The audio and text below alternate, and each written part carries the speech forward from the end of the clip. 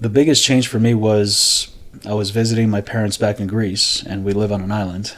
And because I graduated high school in New York with really excellent grades, my father bought me a motorcycle as a gift. And 2 days into my vacation in Greece, on an island you have, there's a lot of uphills, downhills, very steep roads, very sharp turns. And I was coming back 3 o'clock at night, just going out partying and shit. I didn't drink. I don't drink at all. And I remember just riding back home, and the motorcycle was a Harley. It was a Harley, and it was very hard for me to kind of get used to the weight of the motorcycle, and I had to make a very sharp turn, but I lost control, and I fell, and the motorcycle dragged me with it to the opposite side of the road, which was a 60-foot cliff. So I literally fell in a 60-foot cliff. This is now 3 o'clock in the morning, so I fell. That was probably the first time ever I've ever worn a helmet. If I didn't wear it, I wouldn't be here, because I had a huge hole on the top of my head on the helmet, and fell down, and I got wedged between two big boulders, and I was probably a solid hour down there, because it's 3 o'clock in the morning. The only light I had was just the moonlight, and no matter how many times I screamed and screamed and screamed for help, nobody could hear me. So I had literally no choice but to find a way to climb myself back up 60 feet.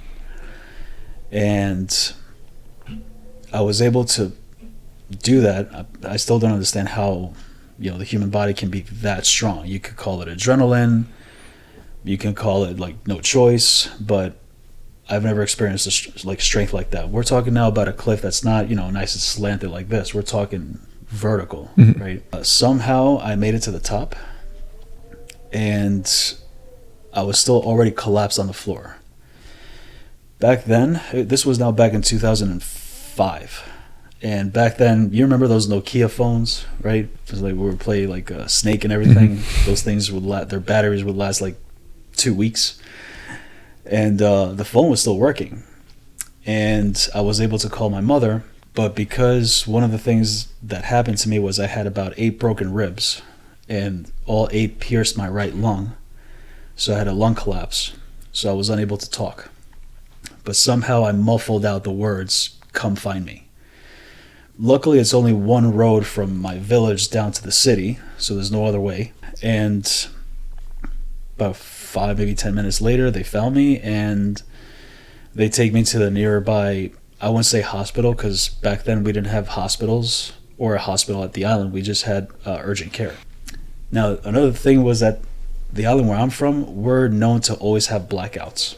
And that night we had a blackout, so no x-rays were working, or MRIs or anything like that for them to diagnose. So the only thing they could possibly do is put a catheter in me.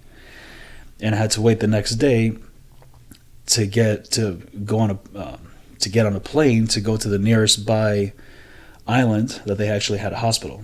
Waited the next morning, they took me, and because of my shock, I wasn't comprehending what was going on with my body at the moment. But when I got to the hospital, they immediately took me for MRIs and everything. And I remember when the nurses were transferring me from the rolling bed on the MRI machine, they had to strip me naked at one point, and they had to cross my arms, and that's where I felt something that was completely ridiculous. I had absolutely no feeling from my waist down. So, pardon for my podcast content, but it literally felt like I was touching somebody else's dick. And I was freaking out into the machine. I wasn't able to move my toes, my feet, basically I was paralyzed from the waist down. So it took them a while to calm me down. They had to pump me with morphine and like a sedative to calm me down. And after the MRI, once I woke up, about 3 neurosurgeons would tell me that it looks like you have a spinal cord injury. So you're going to have to modify your life. We don't think that it's a possibility for you to walk again. And After he said that, like everything else of what he said, it was like, wah, wah, like I don't care. I literally had almost about 3 failed attempts of suicide after that. And all they can show me through the MRIs was just that I had a lot of swelling within my spinal cord. Now, a spinal cord injury means that there's a cut in your spinal cord, right? So it's either complete or incomplete. Incomplete is like a small cut. Complete means the whole thing is cut. But the doctors couldn't confirm to me that it was an indeed spinal cord injury because there was swelling on it, so the MRI couldn't see past through it. So that's basically a misdiagnosis. But they still came out with the diagnosis just to say something. I was in that hospital about a couple of months, and I remember almost about 4 physical therapists were the ones that were helping me how to ambulate with the wheelchair and the crutches. And I remember specifically my wrists would be ridiculously sore from like the weight that I would have to carry with the crutches. And specifically my right wrist was the most sore. And every time I kept on mobilizing it over and over just to get the soreness out, I started getting little small sensations on the tips of my toes. Now, for a paralyzed person to feel that is like winning the lottery. Out of excitement, I was screaming from the top of my lungs, I can feel something, because, dude, I'm talking, I would stab my thigh with a fork, and I could feel nothing, right? My thighs would become the size of my wrists. So, no doctor could explain to me why that occurred. Of why is it that every time I moved, let's say, my wrist on my right, I started getting sensations down my left foot. And then in the reverse, every time I would do something with my left, I would feel something with my right. Nobody can explain it to me. The therapists now, on the other hand, were like, whatever's going on, let's keep on doing it. Let's do some wrist work, whatever. And then every time they would give me things I would do for like elbow work, like biceps, triceps, I started getting little sensations down my knees. Every time I did shoulder work, I started getting sensations down my hips. So I'm like just left out without answers. So I said, you know what? The only way for me to learn this, I'm going to admit myself into PT school. So I got into PT school in Greece, and I remember just rolling in there in admissions in a wheelchair, and then 4 years later, I'm out running. Now, not even my professors could tell me what's going on. We're talking now the entire student body and my professors were on my ass trying to help me rehab because I was kind of like an experiment to them. And they helped me to an extent, but even the things that I learned in PT school was still not enough, right?